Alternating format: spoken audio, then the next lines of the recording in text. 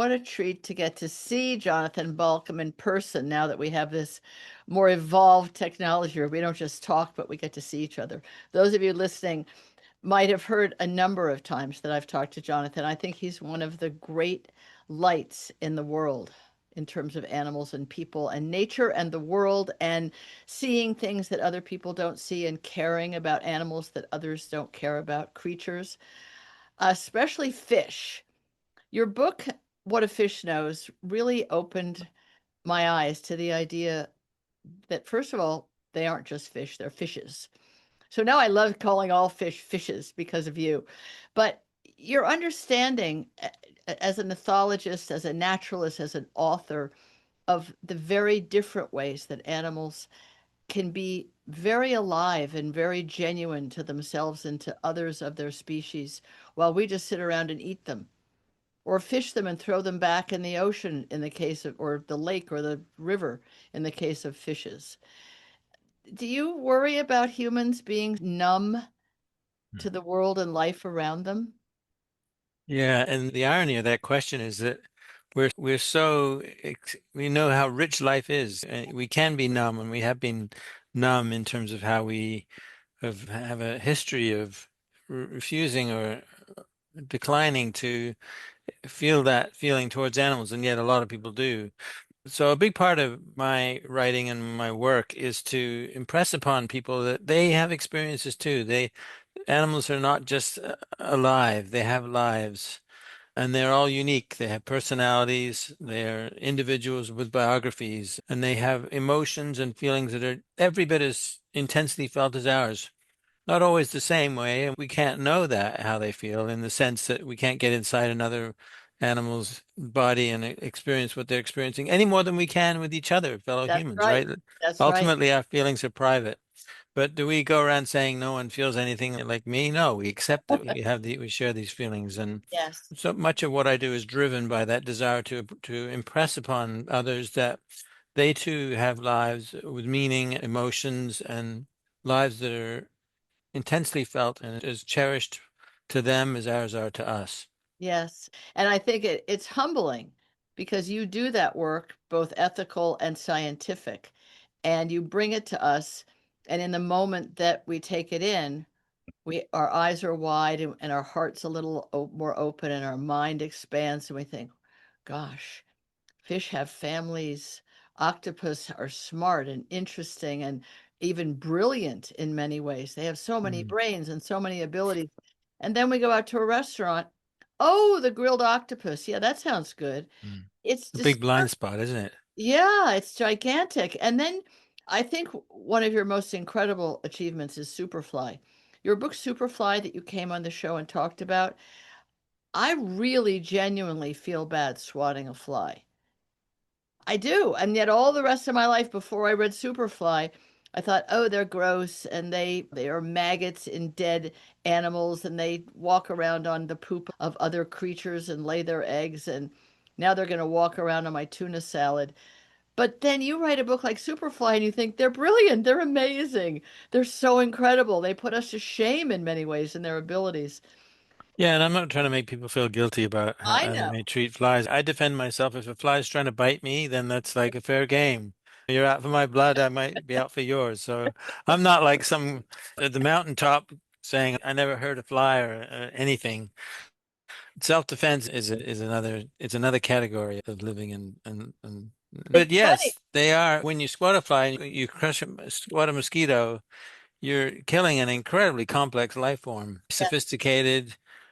So it's not necessarily objectionable, but it's just I think it helps to be aware of not just what, but who we're defending ourselves against. And also, I think it enriches us to have a broader sense of the world around us. It's not just Homo sapiens clomping around, going out to buy new shoes. This is what matters today. School shoes. Let's all look at shoes instead of looking around at the wonder of the world Mhm. in that parking lot. The huge amount of life going on around us. And Yeah, I sometimes think of that trope. Are we alone? We look up to the heavens. Are yes, we the only conscious life form with conscious, intelligent life forms? So much. It's yes, such a rich planet with so many species. And I'm really glad you mentioned octopuses because they're like, as most people know, hopefully, that they don't have backbones. Science is showing that octopuses and crustaceans and insects, they appear to have feelings too. They have yes, sentience and they can feel pain and they have remember things. They have ability to reason and solve problems. They have emotions. They can get upset. They can feel pleasure and joy from as far as we can tell. And so that's a really exciting revolution going on in our in what we know and understand about other life forms. It ain't just the ones with the vertebrae, which right. we should wholeheartedly accept that they're sentient, but now we're seeing that ones without backbones too. Look what the science shows about them.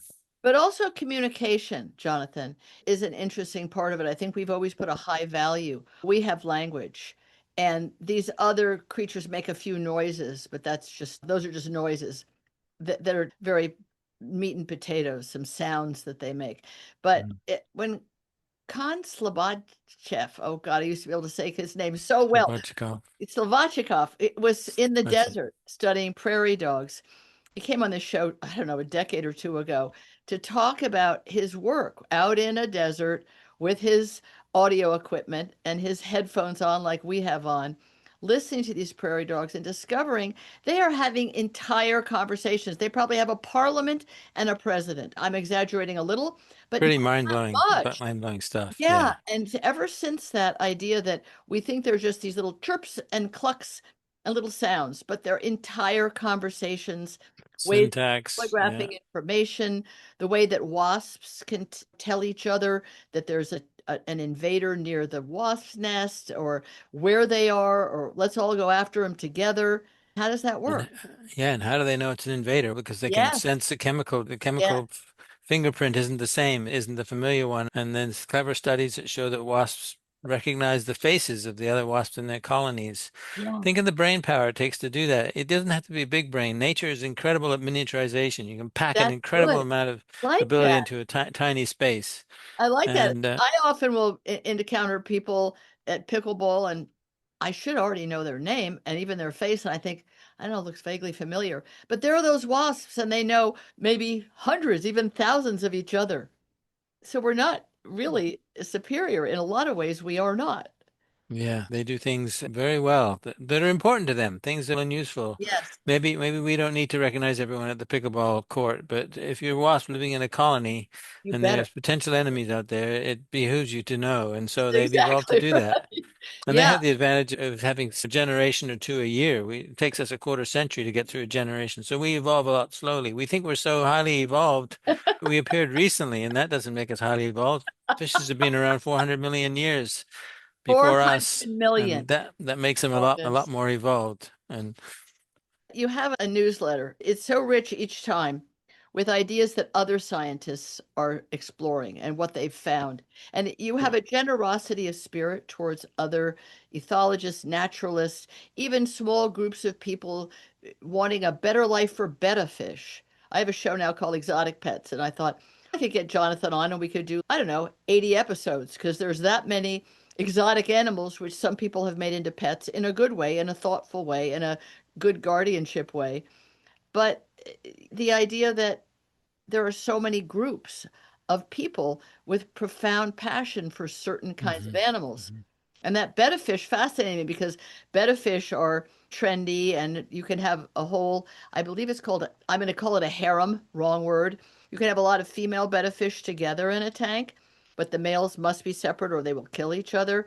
And people want to own them because supposedly they're like killer fish. I don't know Yeah, what people that say they'll fight to the death, but fight to the how death. unnatural it is to put them in a tank.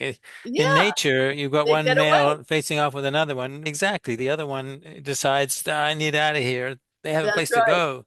In a Fight or tank, flight. there's nowhere to Yep. go. You're up against the glass. And So so it's they a completely artificial situation, and the exactly aggression that's expressed is not natural because they don't have that way of getting away and expressing, sorry, I didn't mean to offend you. I'm out of here. right. And I don't really want all those girls of yours. You can keep them.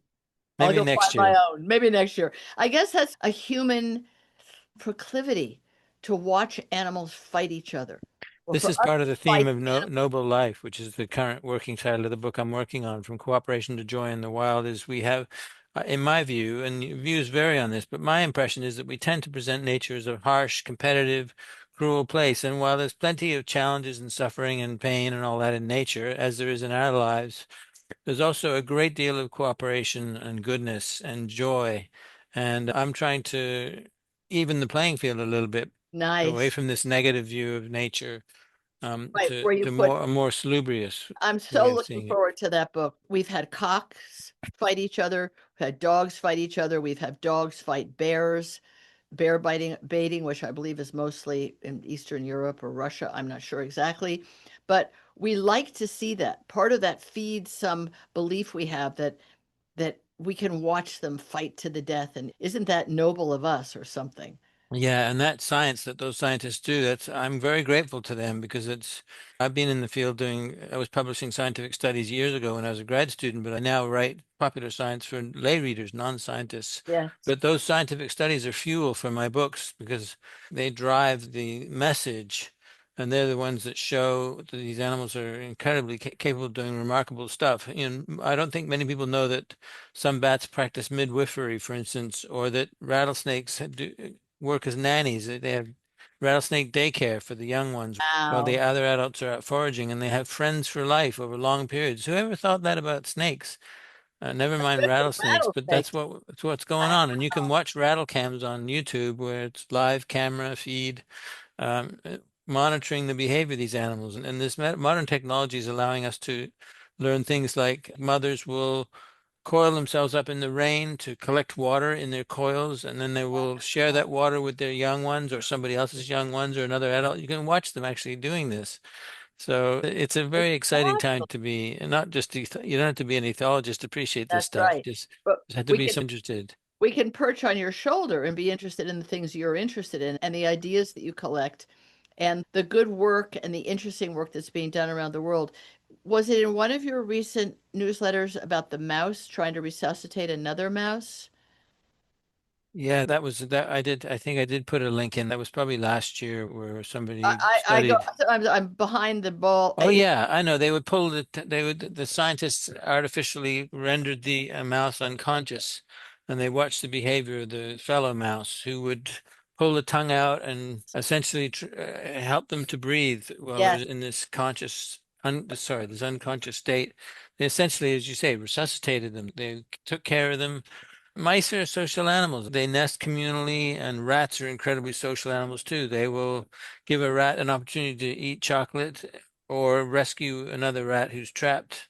They will rescue the rat first, and then they'll share the chocolate. wow, So it's just another wow. example, and there's many others examples of that dating back to the 50s, where rats were put in a bad situation, they're in pain, and other rats will rescue them and go out of their way to try and make it better for the fellow rat. It's quite remarkable. It's remarkable, and yet, what do we do about the fact that cities are quote unquote overrun with rats because their garbage has not been well managed? And then there's all Mhm. these systems in how are we going to kill as many rats as possible.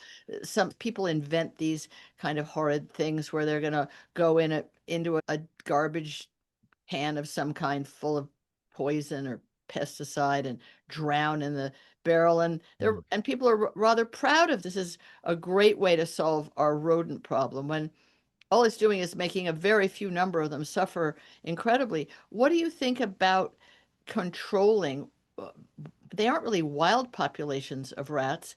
They're human created in a sense. Yeah, inevitably there's going to be conflicts. And I'm not advocating that we throw our hands up and No. do nothing about it, but we should be guided by ethical principles, the same sort of principles we apply to fellow humans who are overrunning the planet, by the way. Yes.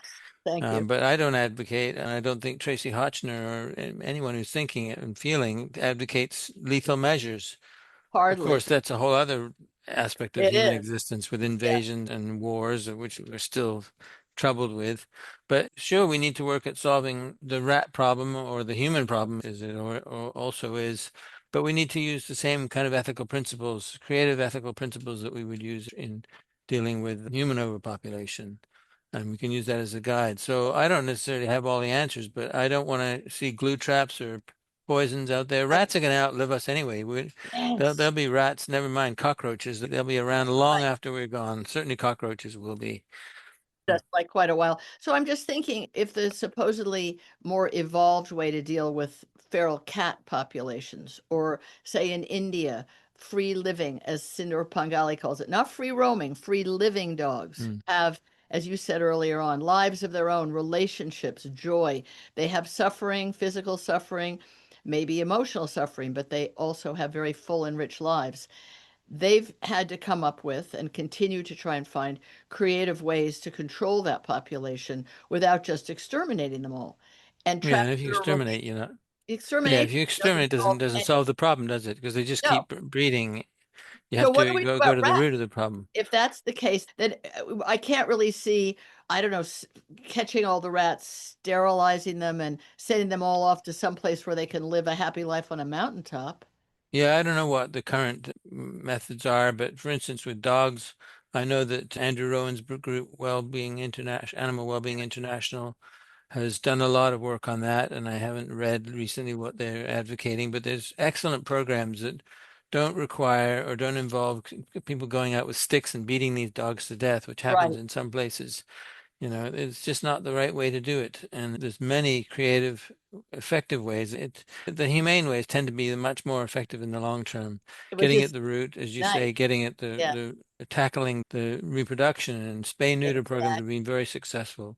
So And usually the vaccination most against compassionate disease, route is the best route. which is heartening if only we can take that message and put it to use. So I'm just looking at some of the, this is a good one. Ray spiders. These are some articles you had in Variety of your newsletter, which always has so many incredible ideas. Ray spiders use catapult technique to ensnare insects in their webs. So now people are keeping as pets jumping spiders. So here we have catapulting ray spiders. Are there a lot of spiders in nature that leap? I know that the jumping spider group is a very big group, and they've been superstars of cognition research for the last 2 or 3 decades because they do things like they have object permanence where they know that something's still there even though it suddenly goes out of view because they go Oh, behind an object. They know interesting. it's still there. They're also strategic hunters. They will move away from prey to go in a roundabout way to get another route to approach the prey without being detected. So they show all the signs of cognition. And spiders in general, you talk about the one that there's a spider that throws a webbing net Yes. over its prey. Remarkably sophisticated. I remember as a grad student learning that they communicate by twanging the webs, No. As filaments, if it were males, a court harp? females. It's a way, like, a bit like a harp. It's how a male tries Wow. to woo a female. He plays a little tune on her harp, so to Wow. speak. Isn't And that something? yeah, and they'll bring food for the female, so they should be more interested in eating that food rather than the male. Because as we know, it's a little bit risky to try and approach a big, hungry female. Yes, everyone should take a note of that. Baby hummingbirds. There's quite a bit being studied about hummingbirds. An article you had was this baby hummingbird gets protection by mimicking a toxic caterpillar. So that was a baby hummingbird. Yeah, that's an example of a trait and an adaptation that probably didn't involve any brain power. It's just simply a survival thing where natural selection has favored some species Right. of hummingbird chicks to look like toxic caterpillars. Birds learn to not eat caterpillars that have these hairs that are unpleasant to make the end caterpillar difficult to swallow. So they quickly learn to avoid that. If a hummingbird chick looks like one of these caterpillars, it's a useful adaptation. So presumably that's the basis for how that came about. And the brain power belongs to the bird because the bird has to learn. And how did the bird learn this? A mother Yeah. bird, did her aunt die of eating one of those caterpillars and she put it together that you should avoid them? And then she passes on this information. We don't know how generations learn the things that will keep them safe and alive. Yeah, and then the prodigious memory of birds who cache food and bury squirrels. I Yes. saw a squirrel recently, a cold winter day here in southern Ontario, and the squirrel, rather than eating the peanut that I put out for them, the squirrel goes and buries it in my front yard, which is unlike my backyard, which is a nice natural pollinator garden. The front yard is still a bit of a lawn, an interesting an ecological lawn, and the squirrel buries it with not anywhere near any landmarks. And it's either that's a really dumb thing to do if you're a squirrel, or you got an incredibly prodigious memory to be Yes, able to relocate those things, perhaps with the aid of sense of smell. But let's face it, buried peanut under snow is going to be pretty hard to find, but they do it, and that's a memory that we can only dream of having. And same right. with caching birds who do the same thing. It's been found they can remember the locations of over 30,000 acorns and seeds that they buried during the warmer months, which is an important way to get 30,000. through the winter. Well, Over it's 30. funny you should say acorns because the other day one of my two dogs was digging in an odd spot full of rocks, pulling out big rocks with her big paws and her big claws. And I thought, oh boy, she's found a nest of a vole or a mole or a mouse or something. Good luck to everybody. Let her dig. And she comes up with an enormous number of beech nuts. We have beech trees, a lot. And she's eating them. They must have been very tasty, having been underground for some amount of time. It seemed like an Egyptian burial for like down the road when you're going to be in your own grave. It was so deep, Jonathan, and so Sounds far like maybe away. somebody's cache. Maybe Yes, somebody was it putting them was. there. It was definitely somebody's cache, really deep in the ground underneath a whole lot of rocks. And that I'm sure that squirrel is going to come back and be devastated that dinner is Maybe gone or it's the squirrel Christmas supply. dinner was gone. There's just, what about the wild fishes recognizing humans by the clothes they're wearing? That was another article by the clothes they're wearing. Yeah, I guess that's probably scientists who are returning time and again to the I see. spot, and they found out that they were they were queuing in on the colors of the diving wetsuit and the fins that they wore, what they were queuing in on, because the fishes have very good color vision, and you look at how colorful fishes are, it tells you they have good color Oh, right. vision. They would need it because otherwise, what's the point of other people, other fish people being colorful if you can't recognize it? It's not just for people to go snorkeling. That's Yeah. not why they have color. Doug Mader, who's my partner on exotic pets and an exotic animal vet, and especially reptiles and amphibians, he talks about his fishes and how he's had big tanks of them his whole life and how when he was a young vet student coming home to his apartment, he would open the front door and the fish would all swim quickly to the glass to greet him when he came home and follow him alongside the glass of the aquarium to just be interacting with him. Hey, Doug, come home. And Probably they also were his he feeds friends. them. He does. But And yes, he does. But there was a sense of community of like he to him it felt these are my buddies. These are my there are legions of anecdotal accounts of people claiming that their fish recognizes them and they can be in a room with a dozen other people and they leave the room and the fishes are show no interest and they come back and the fish come to the front again. And it was just considered a bit dismissed by scientists as anecdotal.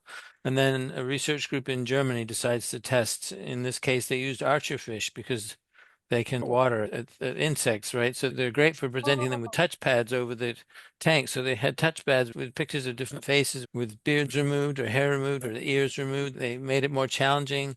And the fishes knew that they would get rewarded for squirting water at a familiar face. And you present them with an array of 40 faces, 39 of which are unfamiliar, and they would squirt the water at the one face that they had no seen kidding. before. So we now have scientific support for what aquarium fish keepers have been claiming for decades at least. Fishes do recognize humans by face. I find that particularly remarkable for the fact that humans aren't normally part of their milieu in the wild with human faces No, staring at them, they did not. and yet Our they faces, can. Yeah, it it, just shows how acutely tuned in they are to subtle cues.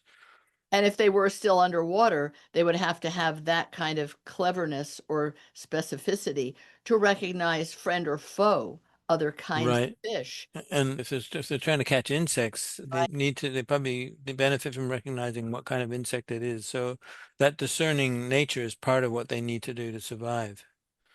It's very interesting that there are some humans who've paid close attention forever and a day to various kinds of animals, species. Yeah, there's so much interesting science going on. And And now they're proving it.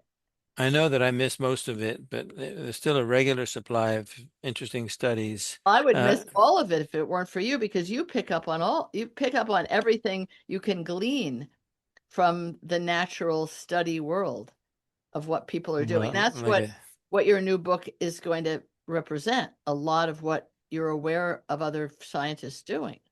Yeah, it looks at the cooperation within species and between species. So I refer to those as society and interdependence and things like shark feeding frenzies that aren't really frenzies. And as Oh, I mentioned, midwifery in bats, parenting in fishes, how animals in species that have troubled relationships nevertheless find ways of benefiting from the presence of each other.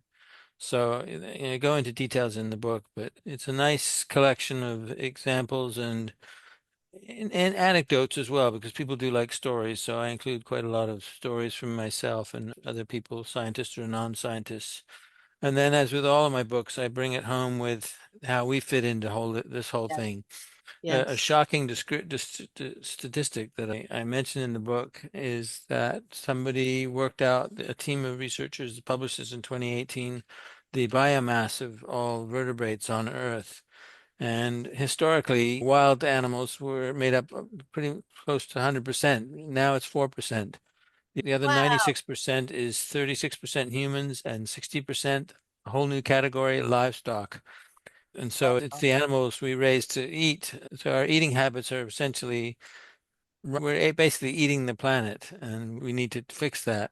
So that's a big part of the closing message of the book. Wow, those are some dramatic numbers to say. Oh, it's just shocking. I was heartbroken when I Oh, read that. Jonathan, I Talk want, about the Anthropocene. yeah, right? We want you to go to the website, jonathanbalcombe.com, Balcombe. Look at his website, sign up for his newsletter, his fantastic books, read them, or just leave a good review, even if you didn't read it, but you'll want to read it and then leave a good review. It really helps keep his work vibrant and going and lets other readers know that what he's doing matters. I really appreciate and admire you, Jonathan. Just keep on doing what you're doing. It helps all of us be better people and helps it be a better planet, I hope. Thank you. It's good to see you, Tracy. Thanks for what you do as well.